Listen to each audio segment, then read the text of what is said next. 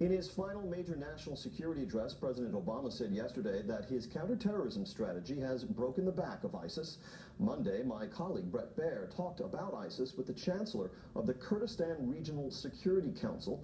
He says ISIS in Iraq is far from broken. I think it will be a long battle. This is what we expected from the beginning. Mosul is the last battlefield for ISIS in Iraq, and it's the capital of the Islamic State. And we don't think that they're going to give it up easily. And as they're closing in to the center of the city, we see that how fierce ISIS is fighting back. In fact, they've been using many different tactics to slow down the progress and the advancement of the Iraqi troops. Like what? And, you know, digging tunnels, using snipers, using IEDs, using VBIEDs, using drone IEDs. ISIS is using drone improvised explosive devices? Exactly. They've used it effectively against our forces in the past. And if you're familiar with the city of Mosul, it's divided in two halves. You know, you have the eastern bank and the western bank, the Tigris River running right through it. The eastern bank, which is currently most of the fightings are happening, was predominantly inhabited by the Kurds and Christians and Arabs, in fact. Many of those people fled before the fighting. It's the western side of the city that is narrow streets and alleys and more difficult, and many of the sympathizers actually came from the western side.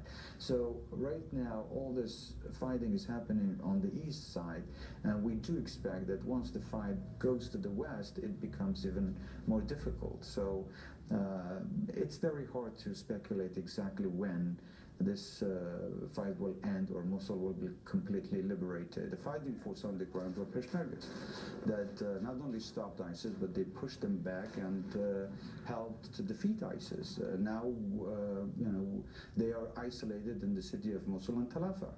And all of this happened when we were only using a very light weapons and very poorly armed. All of our arms were captured from the previous regimes or obsolete.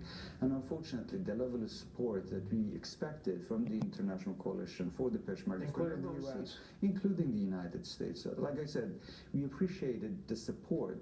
But what we expected, we never received. We believed that the Kurds should have been armed with much more heavy equipments, with more protective gears, which we could have minimized our casualties. Let me just tell you that we have lost about 1,500 Peshmergas in this fight, and more than 10,000 Peshmergas have been wounded.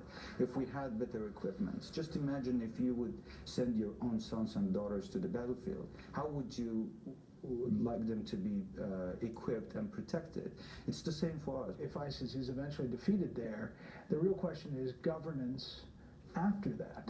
What does that look like? You have people of different religious and ethnic backgrounds. With all these different components, there has to be some sort of an agreement or understanding about the future governing of the province or guarantees about the security and the stability of the province as a whole. Unfortunately, that was postponed, and no agreement was reached. For the Kurds, there has long been this desire, it seems, for independence. And the Obama administration has treated the situation very strictly as a one Iraq policy, going through everything through Baghdad.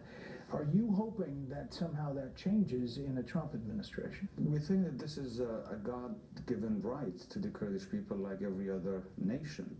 Why should the Kurds be deprived of this right that every other nation take it for granted? But we are also realistic.